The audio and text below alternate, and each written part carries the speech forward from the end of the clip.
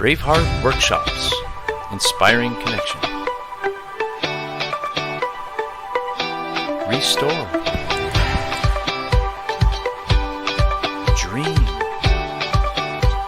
Getaway experiences.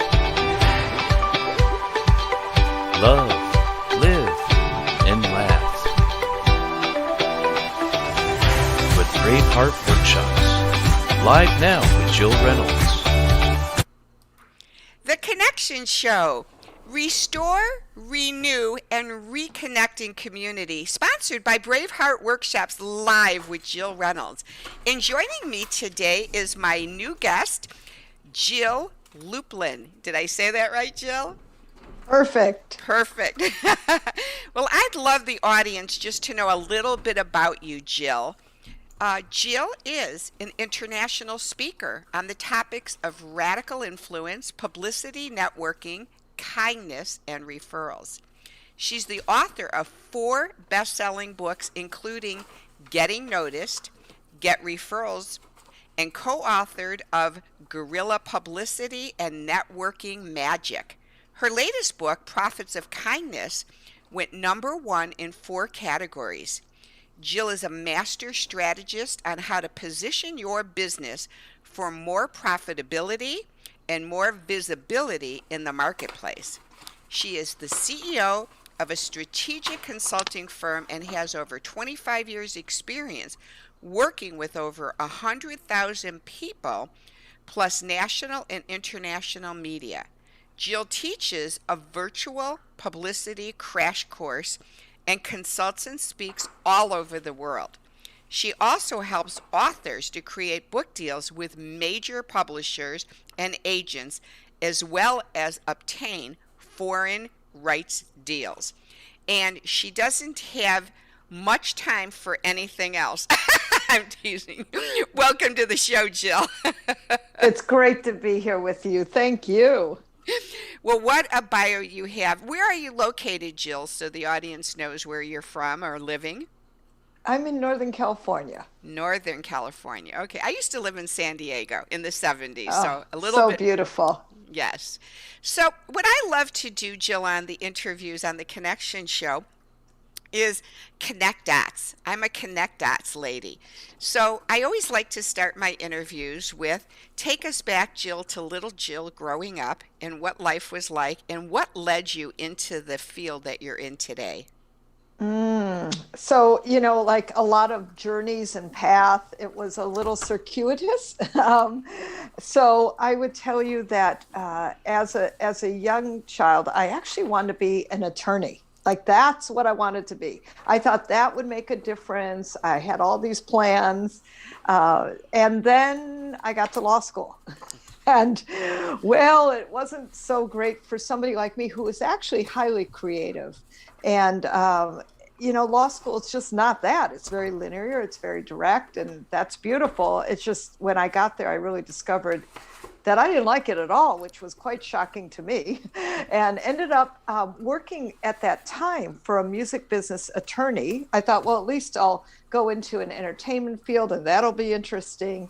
And well, that actually is what led me into the music business, because this was the biggest attorney for the largest rock and roll agency. And that was awesome. So I ended up being in the music business because of all the contacts I made and all the connections. And I ended up being director of promotion and publicity at 4 independent record labels. I love that. That was much more who I am, and then next thing I know, I opened up my own PR agency. And the next thing I know, I like to call it tapped on the shoulder to write my first book, Guerrilla Publicity. And then the rest is history. They kind of came in order, right? It's like one after another. The thing about books is once you start writing them, you got to keep going. Well, yes. I'm sure there's a lot you and I have in common, because I too was in the music business. Oh, So we might have some really strong connections along the way. I'm 66. I don't know your age, but if you want to share it, I have no clue.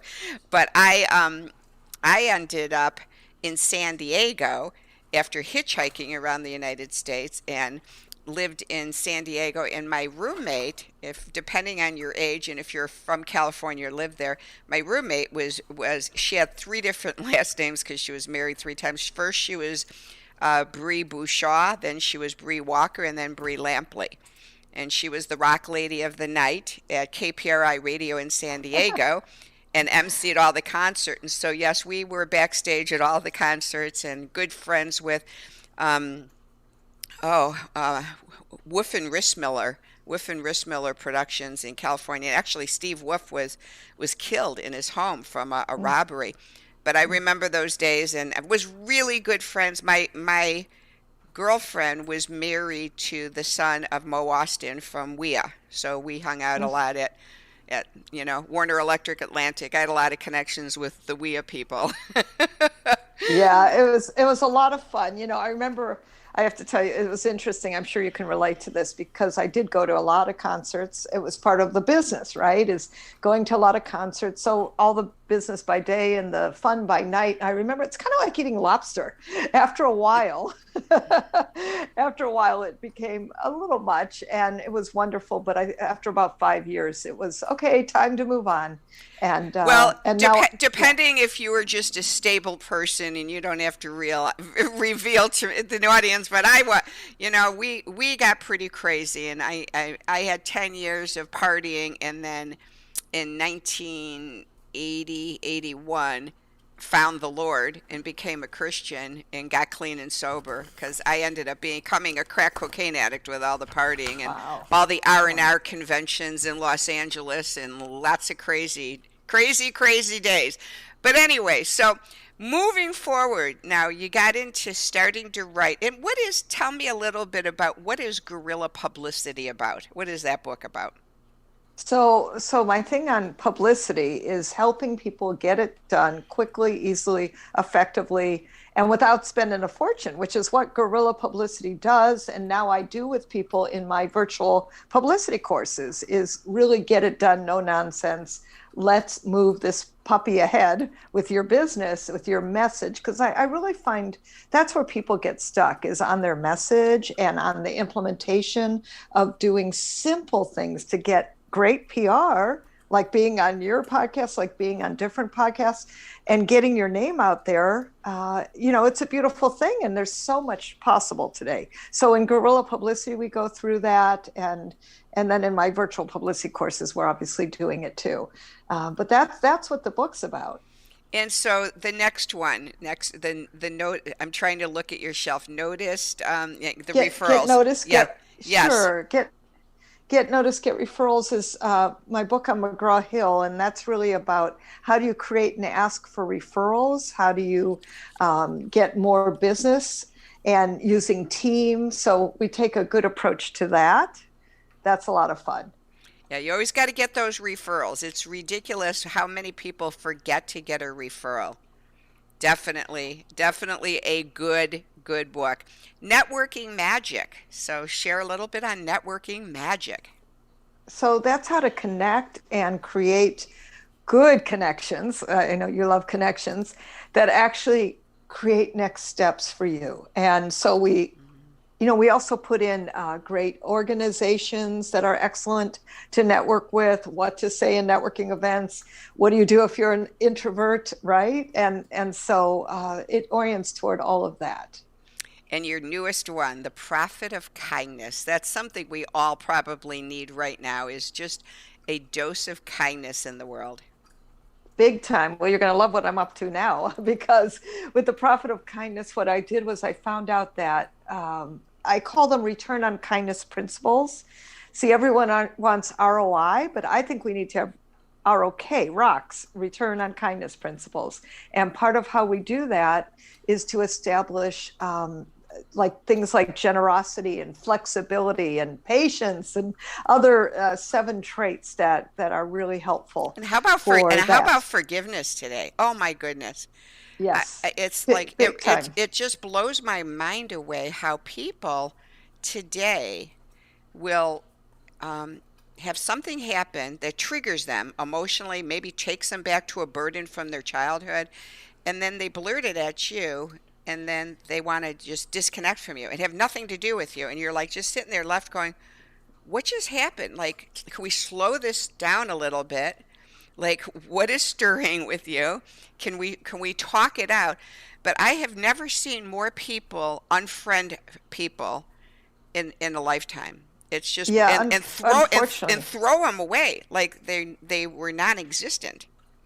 Yeah, unfortunately, this has become a time of a lot of issues, as we all know. And so part of the profit of kindness is to solve this issue. And then what I'm doing now is called the Year of Kindness. So literally every month we're coming together in kindness circles in community to help facilitate and spread kindness and then ripple it out to the world. So I'm really excited about that. We're meeting monthly and doing kindness circles. I love that. Hook me up on that one.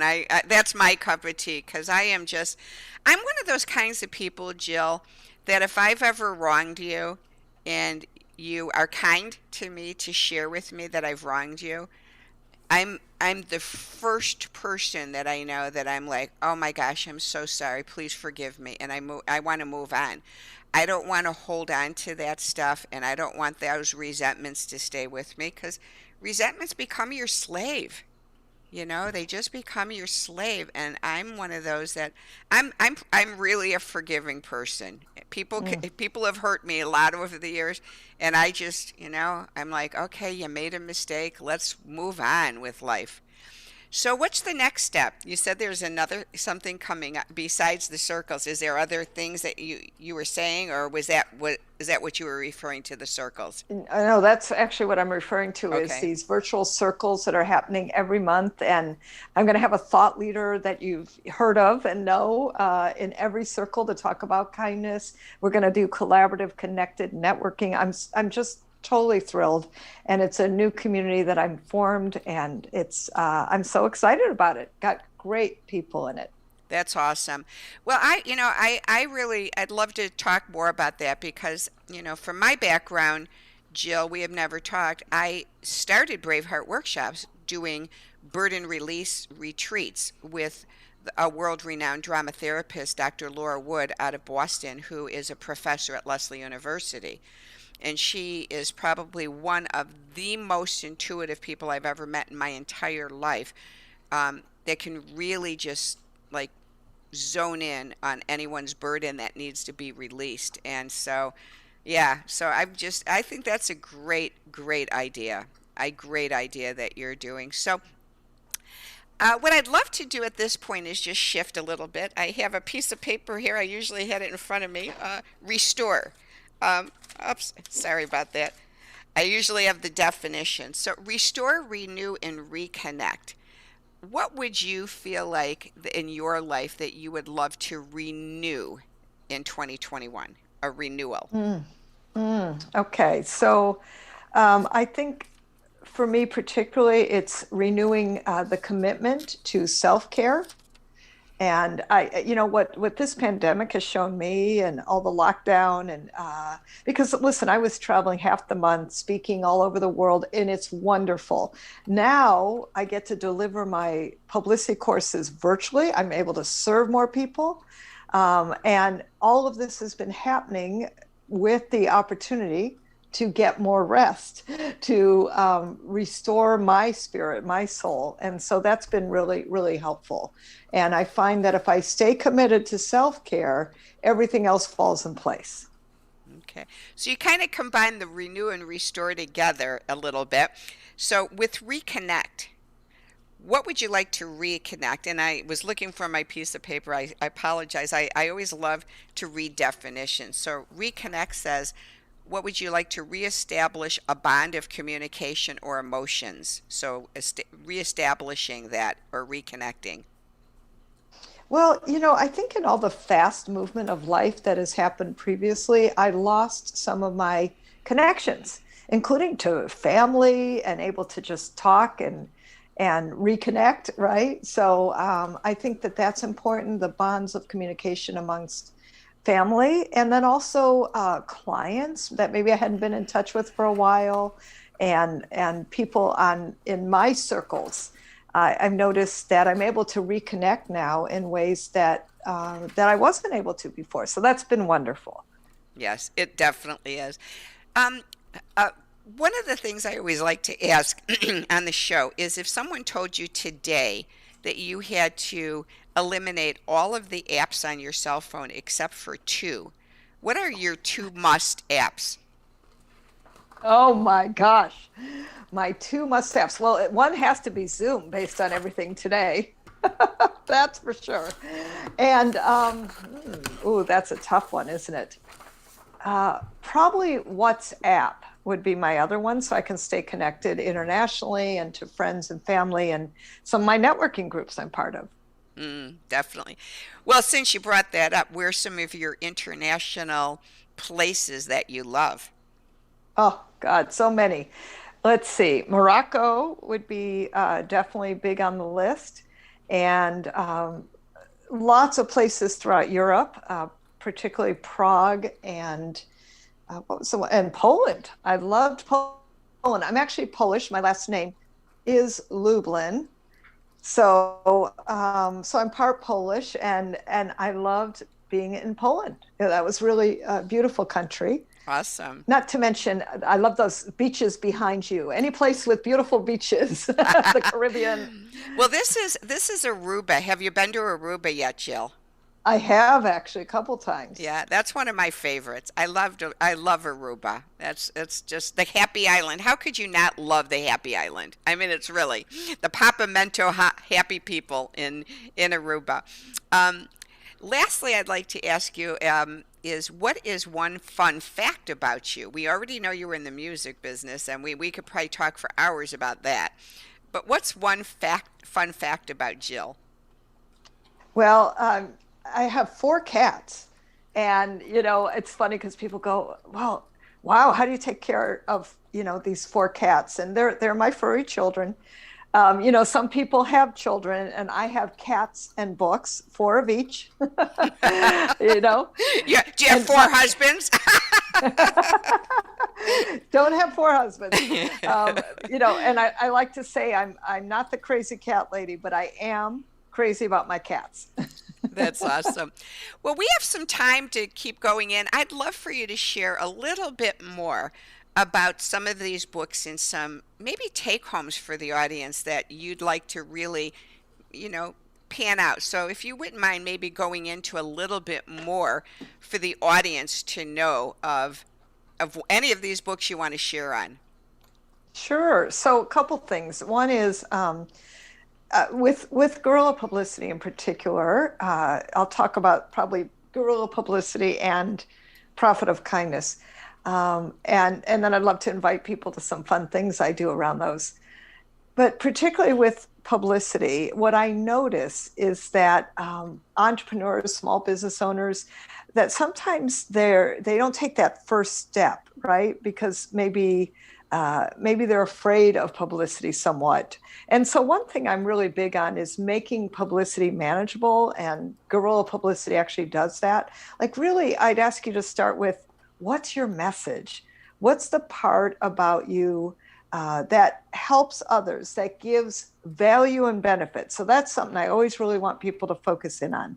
Where's the value and benefit of what you do? But instead of saying I, us, you focus on you, the listener, the reader, the viewer. And in guerrilla publicity, I was privileged to talk to media, in this case, across the United States, and places like CNN and the Wall Street Journal, Entrepreneur Magazine, and Fast Company, great places that all of you would want to be in.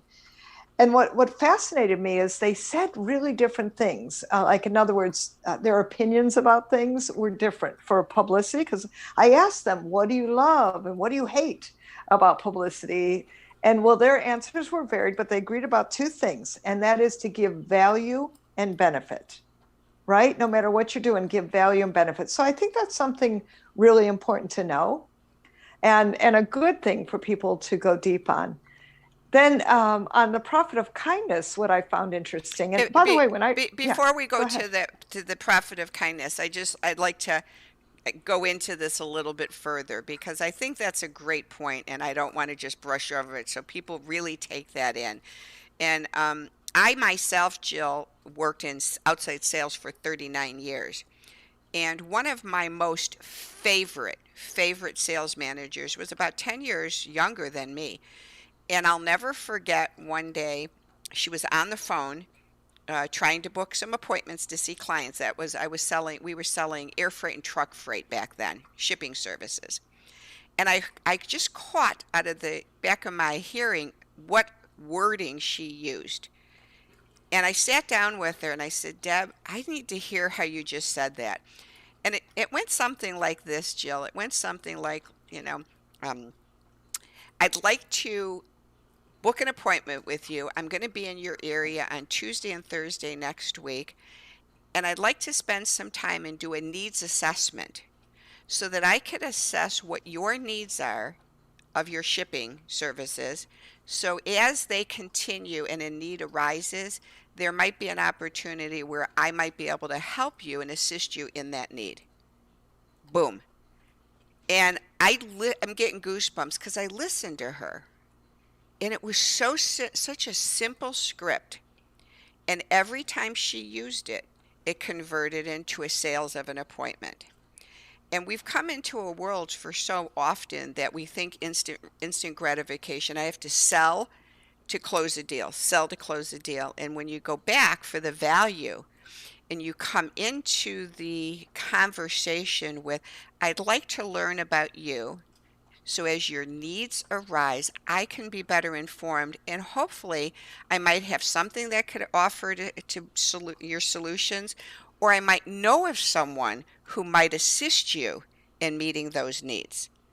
And so it's not about you, it's about listening. And I'm telling you, Jill, it worked miraculously. I sold radio advertising, I sold air freight, truck freight, technology, and hotels. And I used that line for every single one. And I converted a 98% closing ratio to an appointment. And as you know, and if the audience doesn't know, it takes anywhere from 3 to 7 touches before someone wants to work with you.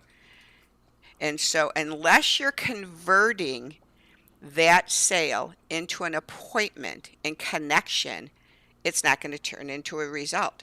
And so I think that the value add is so imperative when you want to work with someone and really get your needs met, and their needs not met, not your needs met, their needs met.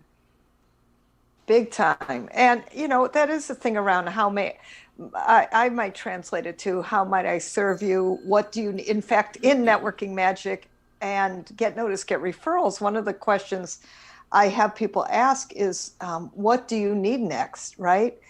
And the other question related to that, based on your needs, is who do you know? Who do you know who, right? Who do you know who might need some fill in the blank is a good thing. That's more a referral question, but I love that needs assessment question. That's super. Yeah, and what's so funny is after she taught me that and I learned from her and used it at every place, I created a needs assessment of like 10, 12 questions.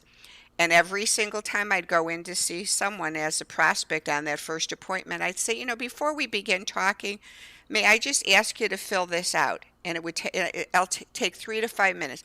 And just like a question, blah, blah, blah, blah. And it would ask her, and it would be like a 1 to 10. And circle it. And I would say, okay, now that I see this, can we talk more about this? And they'd be blown away because my competitors, Jill, were walking in and said, like for copiers, let's say, they'd walk in and say, what manufacturer is your copier? When does your lease expire? How many copies a month do you do? And I never asked any of those questions. Never. Never. I wanted to know all their pain points. Like, talk to me about your pain points. And I'd circle them. And it was amazing. And I'd walk out the door and they were like, I think sometimes confused that I never tried to close the deal. Never. I love that. I love that. Yeah. And I had a 98 closing ratio and was top salesperson for 6 years. Go figure. So, yeah, I love what you're saying. So let's switch now to the because I really think this guerrilla publicity sounds amazing. And for people to really grasp, not to talk about yourself. Not to walk in the door and start talking about yourself. Find out about the other person. Yeah, I call it use you language, right? Even Yeah. when you're talking to your prospects and you want to close sales, use you language, especially in media, especially on interviews. Very powerful. So So, tell us yeah, about you and the profit of kindness. I really want to know a little bit more about you. So tell us about you and what led you into this kindness thing. Is there something that connected with you that said, "Wow, I need more kindness in my life, and so does the world"? it was one of those happy accidents because I actually have a friend. She's 87, and we've been friends for over 25 years. And as she's aged, I've been helping her, doctor's appointments, run to her home when she falls or needs something, been all kinds of helper to her. And one day I was taking her just out to lunch to have a little get out of her house kind of time. And she looked at me and she goes, you are so kind. And I wish that other people were too. She said to me, wouldn't it be interesting if we had a new currency, the currency of kindness? And I went, when just somebody says something and it's one of those moments for you. And that was the book for me. I didn't know I was going to write another book, but that was the one. And then all of a sudden, my publisher said yes. And the book was actually due out in 9 months, which is very, very short. I've been helping people get book deals for many years. And let me just say, it's usually an 18 to 24 month process. This was 9 months which also gave me a big indication that this was so needed, right? And then, of course, the timing couldn't have been better. And it's just been one thing after another, as we all know, where kindness is very, very needed. So once the book came out and some of the big publicity was complete, and I was on Fox News and in Inc. magazine and in Forbes, all kinds of incredible things happened.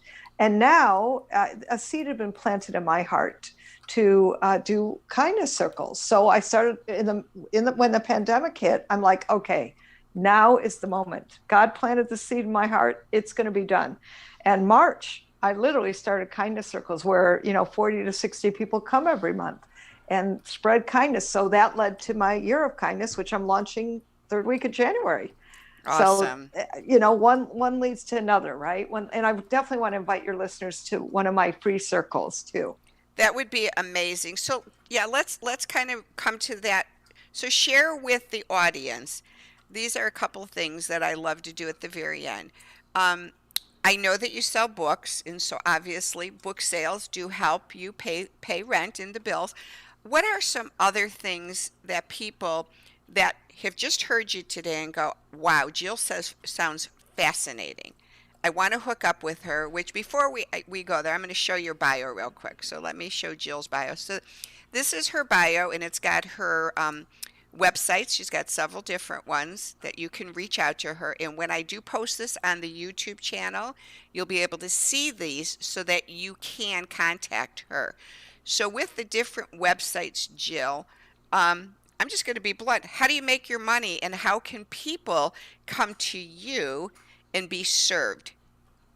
Well, thank you. So a couple things I'd like to give away free, which is I have a publicity masterclass, where we get down and talk about some of these other issues that are key for you. It's interactive, it's live, and it's direct with me. So come register. You're my guest, jilllublin.com/publicity. So that's for the publicity masterclass. And then I mentioned the kindness circles. I'd love you to come in and check out a kindness circle. And how you do that is jilllublin.com/kindness circles.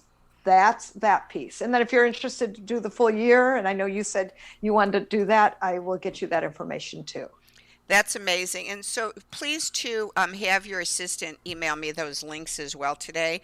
And then when I record this is recorded and I'll stream it for you. I'll also put those links on the pages as well, Jill. So Thank you. it's just been amazing to get to know you. I would love to hook up with you off air and share some common stories, because we might know some people the same. We've traveled the same circles, so definitely. I really love what you're doing. So, and I didn't know if I told you, but I just got a chapter in my first book, Jill. Woo, how exciting. Yeah, and it's called, and we'll talk about that, it's called The Essence of Humility, going into how we in life have allowed other people to sometimes determine our own we get humiliated by others, and so instead of looking inside and saying, what is my own worth?